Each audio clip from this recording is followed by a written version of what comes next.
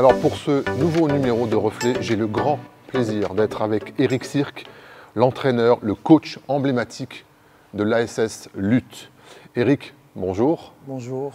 Tu viens de gagner avec ton équipe, avec l'équipe senior, un fantastique 8e titre de champion de France par équipe.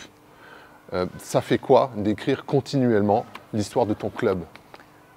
C'est une grande fierté, parce que pour le club, pour la ville et pour tous les partenaires, justement de rester à ce niveau, de montrer que ce n'est pas qu'un accident, que depuis toutes ces années, le club de lutte est toujours au haut de l'affiche et continuer à travailler justement pour y rester.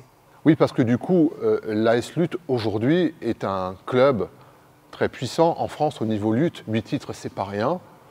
Comment ça se construit en fait dans la durée?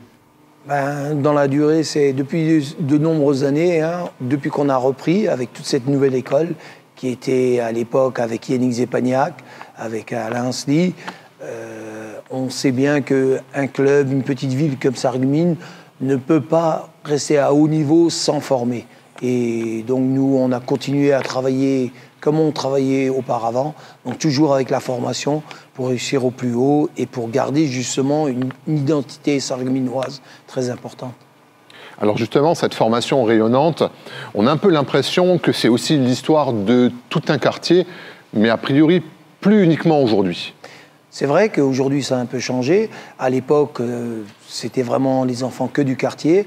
Aujourd'hui, on rayonne un peu dans toute la ville et même en dehors de la ville, où nous avons beaucoup d'enfants et de jeunes qui viennent un peu de partout pour justement essayer et découvrir justement ce sport qui plaît énormément. Alors pour revenir à ce 8e titre, est-ce que tu peux nous décrire un peu en quelques mots ce parcours en 2022? Est-ce que l'ASS Lutte était favori? Comment ça s'est passé, cette conquête? Cette année, justement, c'était compliqué. Il y avait des équipes qui se sont renforcées et qui avaient des effectifs vraiment très très forts. Et je ne me voyais vraiment pas du tout en haut de l'affiche.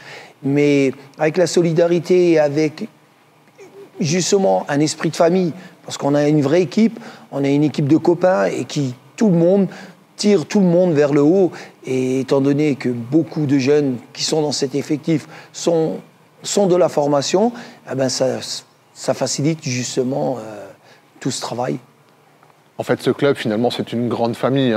Je vois juste derrière, dans ton dos, sur le mur, il y a marqué « Mon club, c'est bien plus que du sport ». C'est peut-être ça, les clés de cette réussite, au fond. Mais ça, c'est un slogan qui est hyper important. Et c'est ça, parce qu'au club, il n'y a pas que la lutte. Il y a tout ce qu'on fait à côté, que ce soit au niveau social, que ce soit au niveau scolaire. À tous les niveaux, on est présent et on essaye de faire le maximum, justement, pour que cette identité reste toujours la même.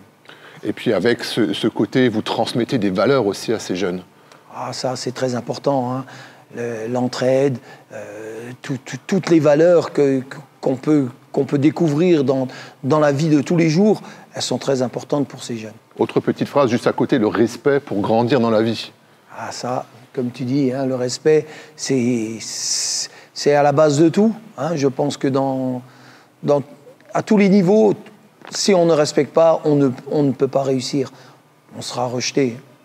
Donc on a bien compris que finalement, cette réussite collective, elle se construit depuis longtemps. Je crois que le premier titre, c'était rappelle-moi? En 2003. 20 ans. Ça fait 20 ans. 20 ans. Ça fait 20 ans. Du coup, par rapport à tous ces lutteurs qui forment cette belle synergie, individuellement, j'imagine qu'ils ont également des objectifs. Alors si tu te projettes en 2023, on sait que les JO de Paris sont pas loin. C'est quoi les objectifs de tes lutteurs aujourd'hui? Cette année, c'est la préparation des Jeux. Nous avons plusieurs lutteurs qui sont dans les effectifs des équipes de France, à tous les niveaux, de U15 à senior.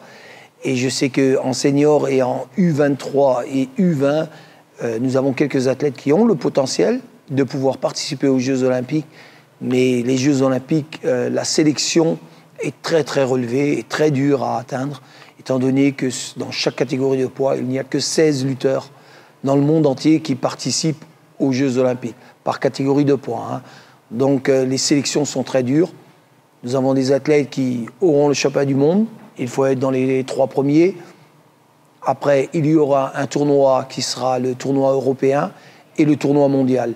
Donc tous les Français, comme tous les Européens, auront 9 places. Sinon, le reste, ça va dans le monde entier, en Asie, en Océanie, en Amérique latine. Voilà, c'est pour ça les sections sont très très dures. Donc en fait, ce serait fantastique qu'il y ait dans les rangs de tes lutteurs un successeur à Yannick Stépaniak à Paris. Ce serait fantastique. Ah ben ça, c'est le but, hein. C'est une grande fierté. On serait très très fiers justement si au sein de la ville, on pouvait avoir un sélectionné, sachant que tout le monde nous soutient.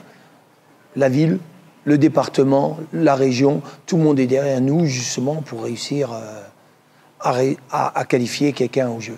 Eh bien Eric, on croise les doigts et on se donne pourquoi pas rendez-vous en 2024 pour cette fois-ci faire le portrait d'un futur médaillé sargueminois. Oh, ça serait magnifique, ce serait un des plus grands rêves. Eric, merci beaucoup pour cet échange. Bonne chance pour la suite. Pourquoi pas un 9e titre cette année en décembre. Nous, hein, on part toujours. Hein. On est une équipe qui est une équipe battante et qui veut défendre les couleurs justement de tous nos partenaires pour réussir au plus haut niveau. Sarreguemines sera attendu, alors bonne chance à toi et à tes gars. Merci Eric. À bientôt.